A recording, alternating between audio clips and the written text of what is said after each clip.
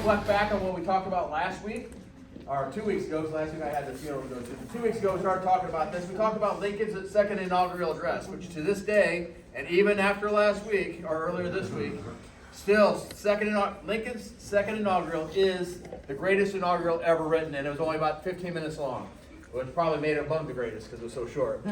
But it was very poetic and very artistic, and Lincoln is trying to bring our nation back together. The Civil War is still going on. It hasn't completely ended. It's about a month or so from ending when he's given that speech.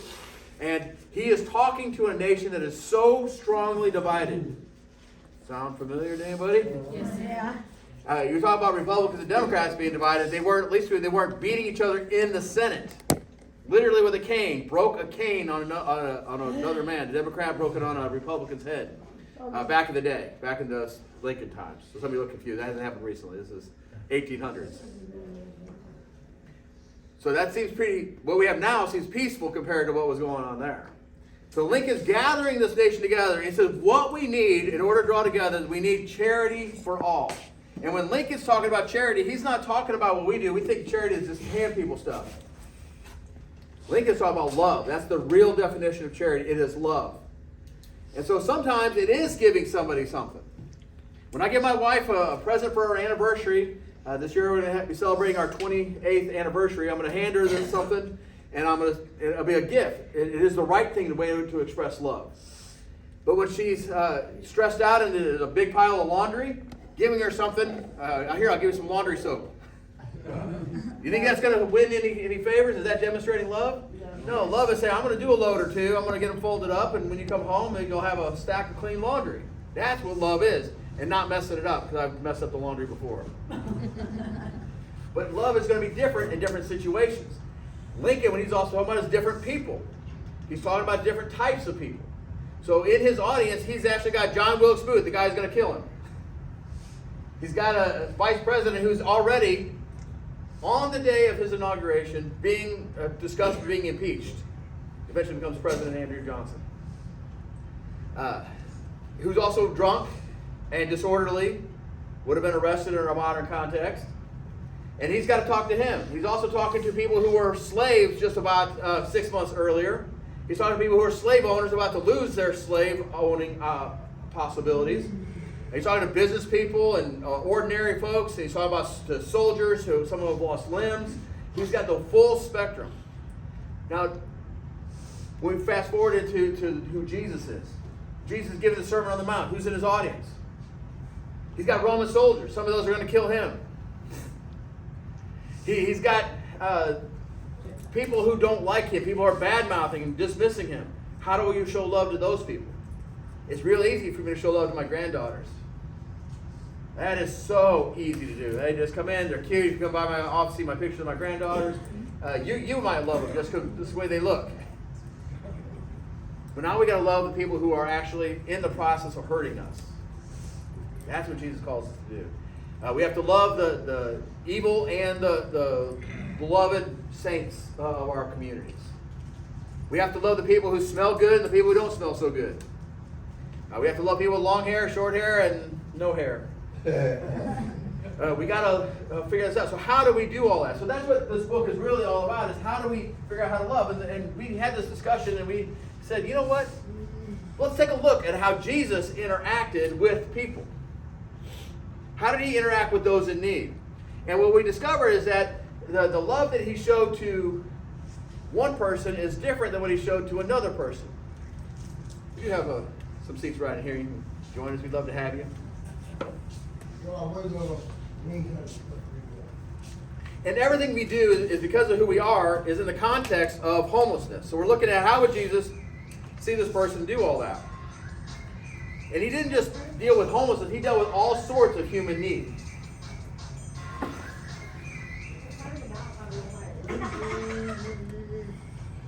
It's probably President Trump. It's his 4th or 5th day.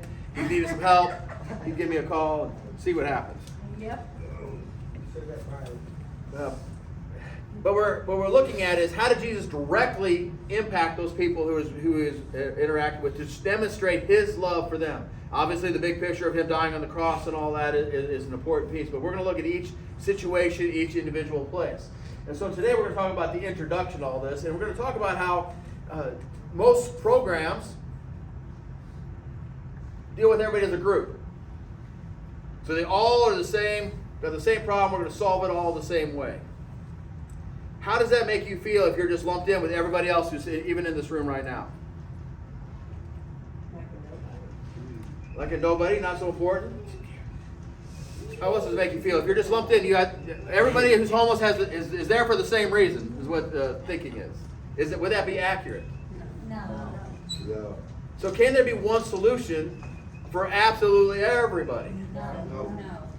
That would be an impossible thing. But that's what all of the programs do, because that's more efficient. It's much more efficient to say, we're just going to do these 5 things, and that's how we're going to help people. But is that going to be effective? I also, in the introduction, we talk about and we want to propose that it's not only not effective, but that ineffectiveness makes it inefficient, ultimately. Because let's say we have 10 people that are homeless, and according to our city, that's all we got in the city of Muskogee. How many we got in this room? More than 10. So their count's a little off. So just imagine there's 10, and let's say we help 7 of you to no longer be homeless. Let's say that would happen. There's 10 of you, and there's 7 of you who are no longer homeless. You got new stability, so you're paying your rent. You're not dependent on the government. All those different things, you actually get it. And you move on. There's still 3 that are still going to be homeless. And then next year, another 10 come in, because every year new people have experiences, things happen in their life, they join those ranks. And so another 10 come in. So now how many do we got that are homeless? We had 3 that we didn't fix, didn't help. Now we got 13. So that year we do 7.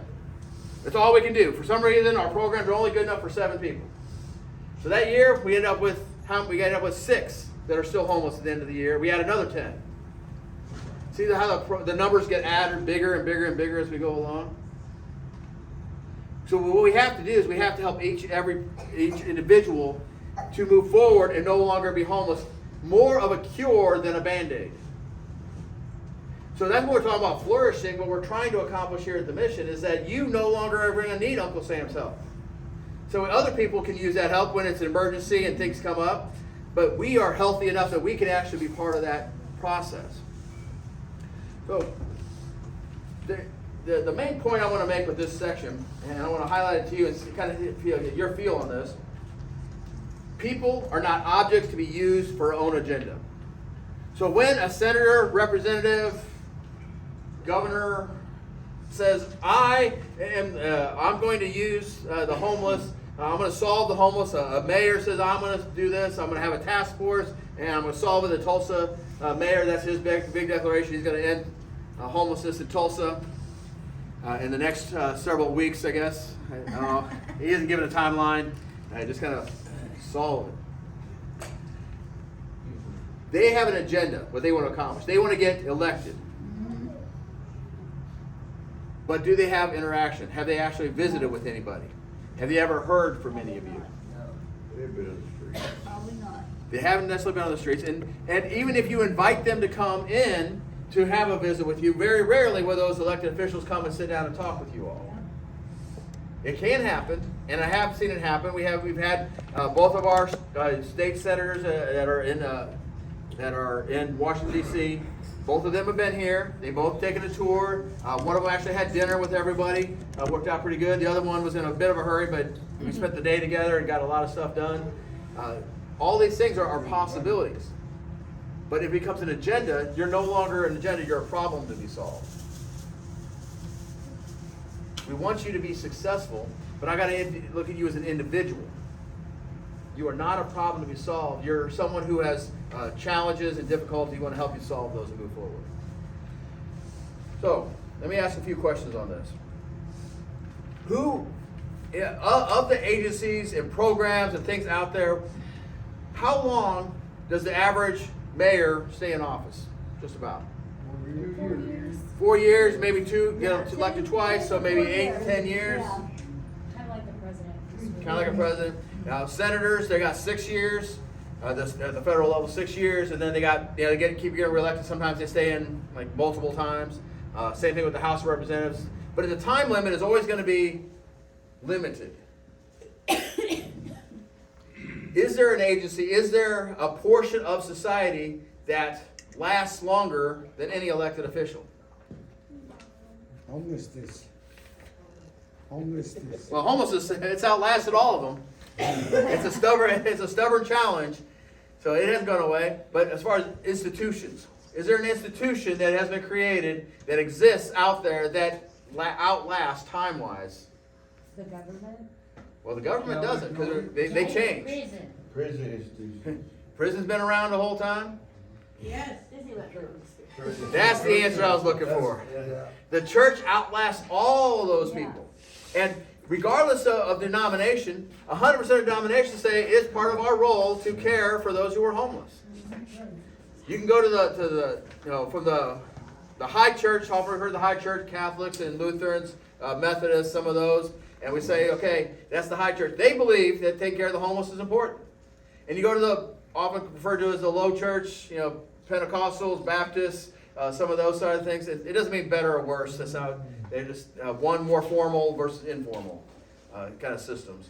But they also believe that we should care for the poor and the homeless. So who's going to last longer? Is it going to be the church or the government? The church. The church was uniquely designed to care for those who are homeless. But what do we put our focus on? The government. The government's going to solve our problem. The government's going to fix it. Now the challenge when government tries to solve the problem is this, is they tend to create more problems. They fix one, they solve one thing, another thing comes up and it does all that. Anybody have any examples that you might know of? How government has created problems?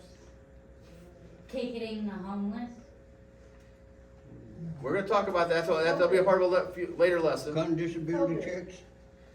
COVID, they created a lot of drama over that versus, okay, what's the real answers? They should have said, okay, time out, everybody. And they gave a lot of bad information up front, then they fixed it, and then nobody trusted them, and so it was a difficult time. Creating jobs, but yet raising taxes. Some of that, raising jobs. Well, let's talk about, so we make environmental laws. Fixing the environment, good thing. But what does that do to the factories? Shut some down, lay off people. Lay off people sometimes. Sometimes they put new regulations so the factory doesn't even go to that community anymore. What about race? Race is a whole other issue. They haven't really solved that one. We had some good possibilities in history, some good moments we could have, but that'll be a whole issue we're going to get to. But it is a challenge. There were times in history, like right after World War II, we could have solved it. We got all these men came back from fighting in World War II, and we could have done really good stuff. And said, okay, these guys fought alongside us, and they did great. The Navy was a little bit better at it than the Army was. The Army was still segregated, but the Navy was actually integrated. It's a little known piece of history. The ships had every race on it. Everybody's good with it. So, race is going to be an issue. We're going to come back to that one. Like we talk about where you don't want us to be supported by the government with the funding of the checks and whatever like that. That's one thing I feel like they are very controlling of. Yeah, and let's kind of hit on that. We're not going to spend a whole lot of time on it, but they think that if they pay your rent, who owns you? Whoever's paying your rent controls where you stay, and they control all those things. But if you pay the rent, who owns it? You do. You do. You still have a landlord who technically legally owns that property, but then you got to say you got some power behind all that. And so this is one of those areas. So I want to tell you, 1960s, President Lyndon B. Johnson, LBJ, said we're going to fix the homeless problem. We're going to solve poverty in America. He has this speech he makes is actually right after John F. Kennedy had been killed. This is his first State of the Union address. And President Johnson stands up and he says, we're going to solve it. So they come up with some new legislation. They make new rules. From then till now, they've spent over $61 trillion to solve homelessness and poverty. And that does not count, churches and everybody else. That's just what the federal government spent. It does not count what states have spent, cities have spent. That's just federal government. $61 trillion. At that point, there was about 13% of the population was living below the poverty line. in 1960. So if we spent $61 trillion and there's 13% then, what do you think has happened to that number from then till now? Right. What's your impression? You Increase. think way up? Think increase? What do we give everybody $1 million? Well, I'm going to answer that here in just a minute. Let me answer this for other part first. The numbers are, the percentage wise is still the same. It's 13%. Nothing has happened. We got 0 for 61 trillion. But your perspective is actually accurate in that we have more people than we did in the 1960s. So even though it's still 13%, the numbers have skyrocketed. So if those $61 trillion was going to solve the problem, wouldn't it have done something by now? Yes, sir. What we're saying is, let's get to know each individual. Let's find out what's going to serve you. So it might be a fine would actually help you, maybe. I don't know. So for some individuals, a fine might be what sparks them to make changes.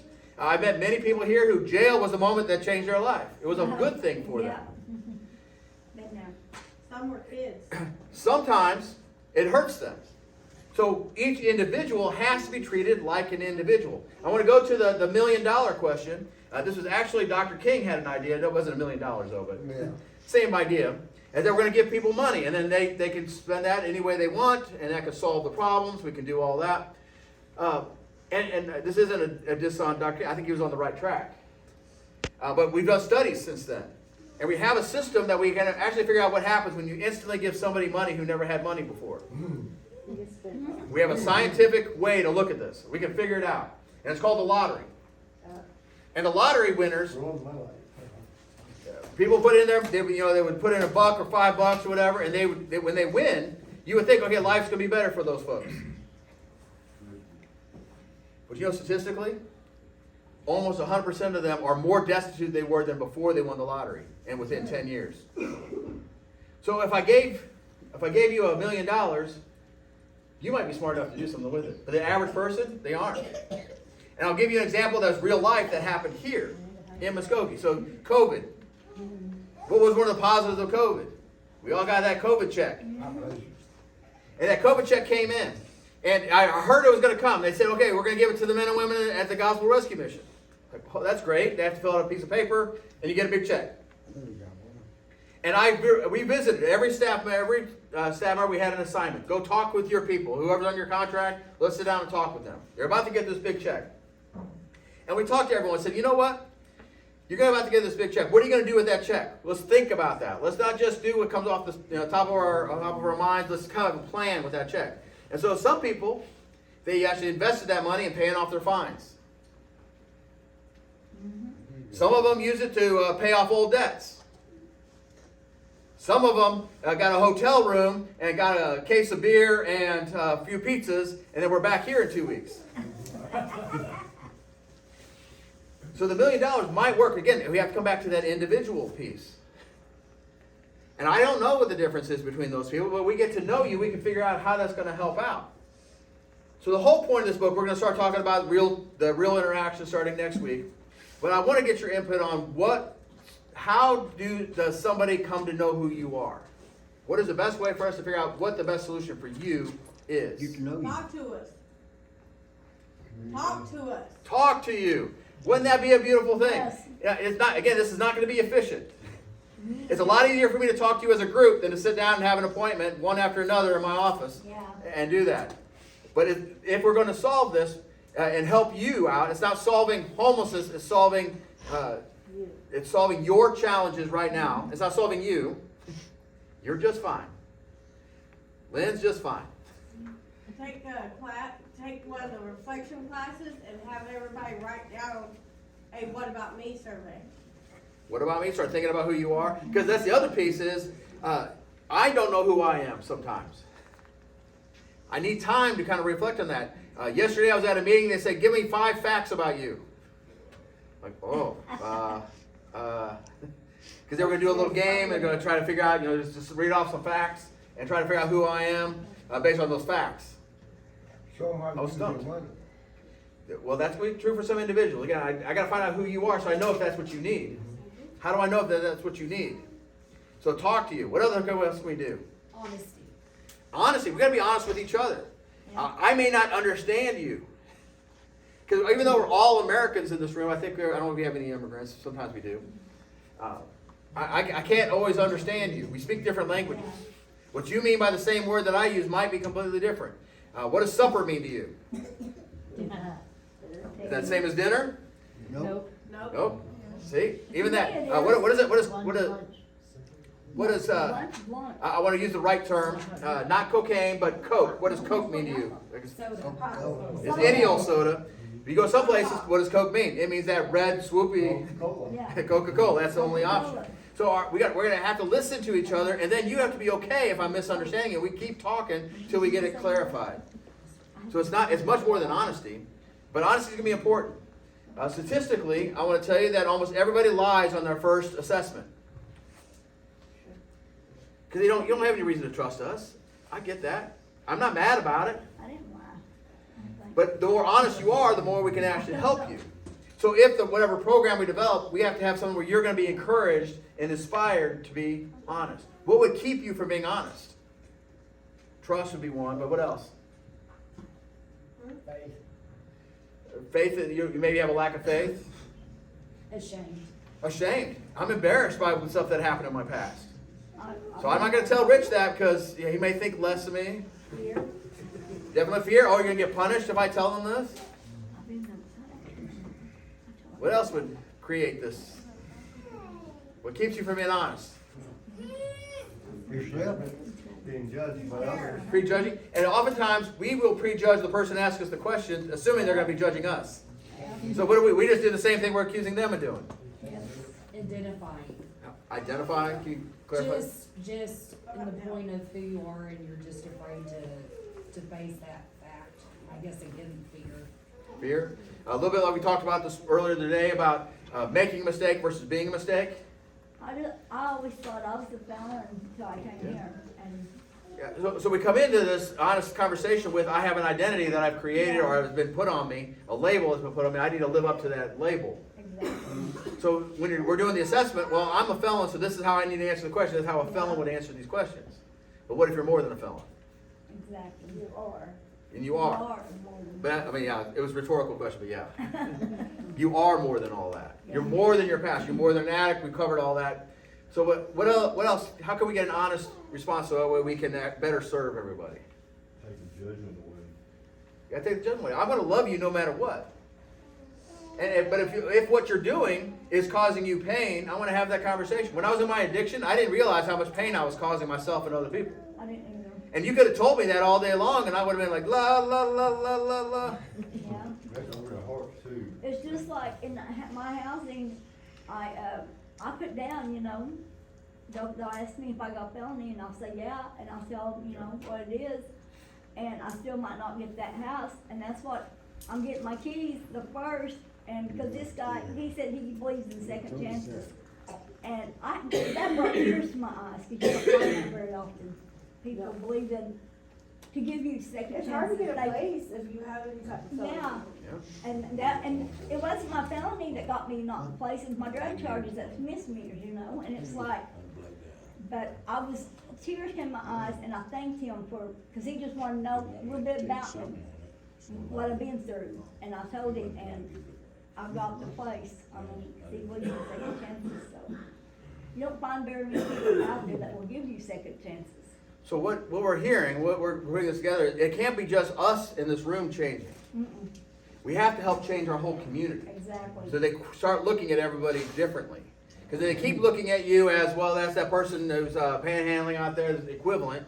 Because everybody in the community, even though, I don't know if any of you, how many of you have been actually out doing that. I don't remember any of you actually doing that. So maybe there's nobody in this room. But in their perspective of everybody's mind in the community, is that's who all of you are. Exactly. And so when they do something foolish, who did it? Those folks in the mission. Yeah. Who's camping out and pooping on my property? The folks It's those guys in the mission. You have all that. You get lumped in with them. So part of this is we got to help the community see you are different Exactly. between each other and different than those who are out there. And so an individual thing. So this is the whole premise of the book. We're going to see Jesus. He doesn't interact.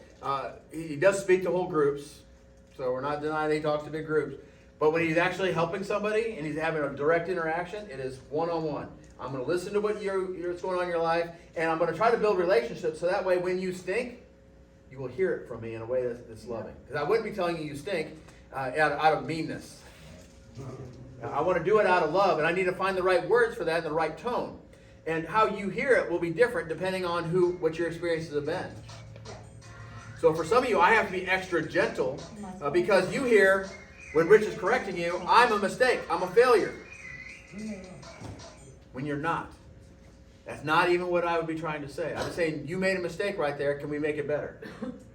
Or, if this is what's ailing you, what we can do better. So I'm going to finish with this story real quick. I'm going to finish with this story. And some of you have probably heard this story because I share this a lot. As I was working at another mission, 100 staff members, all in one meeting, and a young lady I worked with was very attractive, very fun, very single, positive, a lot of good going for her. And I couldn't believe all these young people did not ask her out. I just, how can this girl not get a date and have like hundreds of guys chasing her down? I just couldn't do that. But I'm sitting in this meeting next to her, and all of a sudden I figured out why. And she smelled terrible. Whew, man, this girl learns how to get a little hygiene in. She's going to be beating guys off with a stick. And I'm thinking that through the whole meeting. I heard nothing was going on in the meeting. All I could think of is this girl stinks. I need to have a conversation with her, a love and truth. You know, if you just showered, you know, deodorant. I don't know. I need to come up with something to help this girl out. It's what I got to do because I just became my mission. And the whole meeting, that's what I'm thinking about. And the meeting gets over, I realize I don't want to do this as a group. I'm going to have an individual conversation with her. And so I'm going to go back to our offices, and I'm walking through, and I got to go to my car to go to where my office was, and I realized the stink was still with me. I said, oh man, she smells so bad that it's stuck in my nostrils. I can't get the smell out. She's that bad. And then I'm in my car driving along, I'm thinking, it's still here, and it's like 20 minutes. What's going on? And that's when I looked at the bottom of my shoe, and I said some dog dew on my way in. I was the one who was stinking that whole time. So before we can help anybody else, we got to take a look at ourselves and say, what's going on inside my heart that I'm judging that person? What's going on in my mind that makes me think that I'm somehow better than somebody else? Just because of their economic status or their race or their religion, I'm not better than anybody. But I might have some knowledge that might help you. I might have some wisdom. It would have been great if she looked at me and she might have been plotting how she's going to help me smell better and maybe have a better relationship with my wife. I actually never addressed that. I was so embarrassed. I wasn't even going to talk to her. So we want to grow. And that's what we want for all of you. So the love is, I'm going to tell you if you stink. But I got to find the right way to tell you that you stink. And we're doing these conversations, trying to get to know you. We're trying to build trust so you can tell us the truth. That's how we're going to actually help you. When my sister was in active addiction, she didn't shower all the time. So for Christmas one year, I gave her hygiene products and soap and sponges. Yeah. That was our kind way of saying, hey, look. One way to do it. Hey, I've done that to people here, I give them deodorant and put it on their beds. Well, we want to be, that's I not know, but necessarily that's loving. when I first came. And Yeah. I was, We want to get this place where we love enough to say, Yeah. look, you're my friend, and you're my friend because you're my friend, I need you to tell you this. yeah, that was when I first came. There ain't nobody wanting to hug you right now. And do I stink? I can't tell from here. Somebody over there closer, Raylan's closer, she might have to say. Does he see? And I don't want to get just about stink because it's a bigger picture than just Yeah. physical smell. Sometimes our attitude stinks. Yes. Our work level stinks. The way we interact with each other stinks. And I want to push us to love each other. Our communication, the way we communicate, myself first. Yeah, and we do it. And we'll talk more illustrations as we go along. So I thank you all for being here today. If you have other thoughts on that, please share those with me as we go along. You'll always get to see the first copies of this book someday when it comes out. All right, thank you. Next week we'll talk about the first interaction.